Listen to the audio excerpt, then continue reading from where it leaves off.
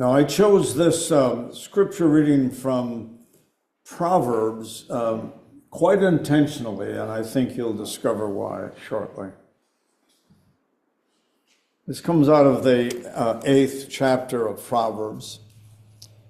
Does not wisdom call, and does not understanding raise her voice?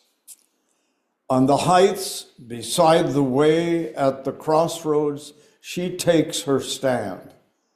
Beside the gates in front of the town, at the entrance of the portals, she cries out, "To you, O people, I call, and my cry is to all that live, O simple ones, learn prudence, acquire intelligence, you who lack it. Hear, for I will speak noble things, and from my lips will come what is right. For my mouth will utter truth. Wickedness is an abomination to my lips. All the words of my mouth are righteous. There is nothing twisted or crooked in them. They are all straight to one who understands, and right to those who find knowledge. Take my instruction instead of silver, and knowledge rather than choice gold. For wisdom is better than jewels, and all that you may desire cannot compare with her." Now, the Greeks had a special god and a word for wisdom, and it was Sophia, a woman. And very interestingly, there are places in the Old Testament where God is identified by a female name. And one of the fascinating places where the female image is portrayed is in the creation story. And the story says, "And there was void except for the water. And the Spirit of God," and the word spirit has a female connotation. It is identified with the female term. And it is understood that that spirit then is the one that births the earth and births all of creation. I think that's a fascinating discovery. And it's one that I think for so many years we frankly overlooked. And it took many, many years of study on the part of some of the really gifted female biblical scholars to say, wait a minute, this is a female term. This God is both male and female. This God births and offers from, in essence, God's womb, the creation of existence. It's a wonderful story. Now, in the story that comes from these words in Proverbs, the message is clear that the writers, when they began to put the text together, used again a female term to describe wisdom. And they did it for a number of reasons, it would appear. They did it so that wisdom would have more than just an intellectual, philosophical, or language issue that we simply looked at the word and said, wisdom. So if you think of the Old Testament, you think of wisdom. Any one of you, go ahead and tell me, who do you think of right away? Old Testament. Solomon. We think of Solomon, who is thought to be the wisest of all the kings of Israel. And one of the classic examples of his wisdom, he was having a conference with two women who were arguing over whose baby this was. Was it her baby or was it her baby? And it went on and on and on. And finally, Solomon says, "I'll tell you what I'll do. I'll cut them in half. And you can each have half of the baby." to see whether or not one of them would say, all right, no, no, no, no, don't cut the baby in half. I give up. This is not my baby. Such wisdom he had. There are probably half of the Proverbs that have been given particular credit to Solomon. And then there is so much more wisdom that Solomon has that can be found in the book of Kings. So the idea that wisdom had a feminine touch to it was, I think, and is for me, a fascinating concept. The idea that women in the Old Testament, who are often not considered to be all that important because they were part of the chattel property of the men. But here is a writing very early on in the Proverbs saying, by all means, she has a voice. Wisdom has a voice. And she stands at the gate and pronounces her wisdom, shares her wisdom. She is present. This wisdom comes strongly to the people of Israel. So as I think about that, I think about the way in which this church, and we'll get a chance to talk about it on Father's Day, how this church has women who speak strongly and powerfully in so many wonderful ways, by their voices in the choral group, solos that are often shared, the prayer circle, which is offered every Sunday, usually presented by one of the women in the prayer group. But additionally, it's often the case that women in the church will be the ones who will initiate, I think, exciting ways that we might do ministry. I want to thank you, Hedda and Gary, for your inspiration to us that we get engaged and connect with the ministry that's going on with John Munson and his wife. They are doing a wonderful ministry in Aurora, Ghana, and we've been a part of that. We've connected with them. We've shared our resources. And Hedda said, you know, we ought to find a way to contribute toward the sending of medical supplies now off to the maternity clinic, which will be established fairly quickly. And so the goal was set by the United Methodist, or the Women in Faith, who said, let's raise $10,000. $10,000? I'm sure people were saying, $10,000, can we do that?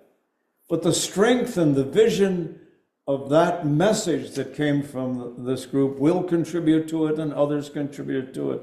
And then in the end, we all added our resources to it, and we sent $10,000 off to John Munson. And now in Aurora, Ghana, the supply of $400,000 worth of new medical equipment is there. It'll be established and placed in the clinic, and very shortly they will be using that clinic for women. And not only will they be able to come when they know they're pregnant and get good prenatal care, but they'll be able to have an excellent delivery experience with a qualified doctor and nursing staff, the medicine that's necessary, and all of the equipment that's necessary to give them a couple of days, maybe more, of rest and care and getting to know their newborn baby. And we will be there with our love and our gentleness and the wisdom that has come from women in our United Methodist Women. There have been other ways in which we've done that as well. We've had people raise concern, and oftentimes women saying, we ought to be doing something to support the care of mothers in Ukraine who are left homeless but have children that they need to care for. And so we have sent money to the United Methodist Committee on Relief, which has then provided places for mothers to go, mothers to be cared for in a safe and caring way, children to have not only a place to play safely, but a place for children also to learn. In the tradition of Susanna Wesley, very early on, they can learn how to read and how to write and to discover the wonders of the world that war is trying to destroy.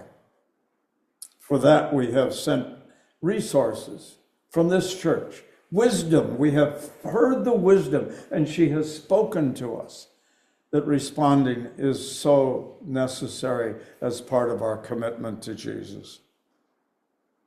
I want to share with you what happened at the Administrative Council meeting this past week. We, for 2 years now, have raised money to send to a program that provides wells for people who do not have wells. Let me share a story that came from one of these women. Her name is Elizabeth. She's a young mother living in Kenya. This is what she said. She has 2 children, Mercy and Felix. This young African-American woman says this: I would wake up very early in the morning to go look for water in a faraway place. I had to leave my children here in her little 2-room building. Elizabeth shared it was a long walk. I would spend 10 hours getting water every day, 10 hours. It meant that from early morning till late afternoon, she was walking for water, and oftentimes bringing back water that was contaminated. Sometimes it took longer than 10 hours if there was a long line of people, women in particular, who were looking for water. My health was so bad, it took a toll on my emotions. Everyone was expecting so much from me as a mother, but I didn't even have time to play with my children to relax myself. My faith was shaken. I questioned God as to why this was happening to me. I would pray a lot and read the Bible and hope one day he would hear my cry. Well, the cry, I think, came communicated to us. And so the mission that was suggested by one of our United Methodist women, that we make a contribution to the water mission, which is it's a Christian mission that offers new wells and sanitary conditions, etc. It's wonderful. We sent off nearly $4,000 last year. This year we raised funds again, and I wanted to let you know again that not only did we raise the funds, but the community raised the funds. The funds were raised by the strong women within the Lions group. Said, we're going to make a contribution, and one of the women just went, and if I gave you her name, you'd know how she would do this. She went and said, you need to give. And they gave out of their treasury, and individuals gave, and so the contributions came from the Lions, made up of members of our church as well as members of other churches and people who don't go to church, I suspect. And then we had a walk, and we raised some more funds, and it was anticipated that we would have about $3,500 to $4,000. And one of the folks attending our meeting this last Thursday said, I think we ought to send $10,000. $10,000? I thought, oh my gosh, I was going to suggest $5,000. $10,000 taken out of the general fund. This is the Kohler fund we have to use just locally. So that additional $6,000 came out of our treasury, out of your treasury. That's a mission response that came from the wisdom of one of our women. And there was no question raised that this should be done very quickly.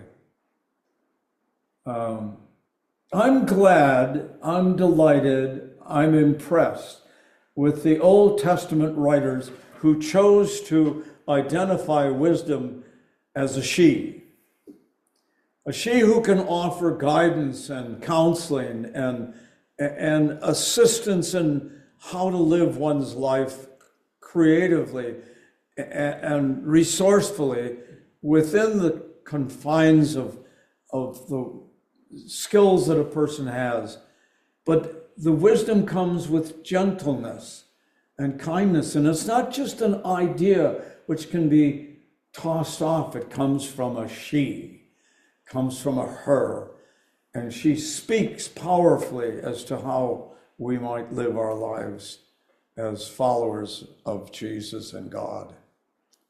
I urge you to be grateful for the women within our church and the women all over the globe who are begging and asking for peace, who are asking for assistance that they might have adequate food every day, not just a little bit this morning.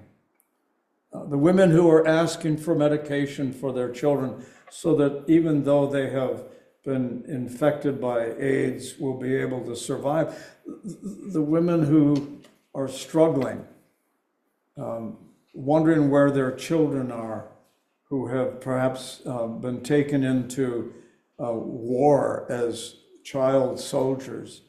Women who are thinking, mothers who are thinking, do we get our daughters back if they've been kidnapped into sexual trafficking?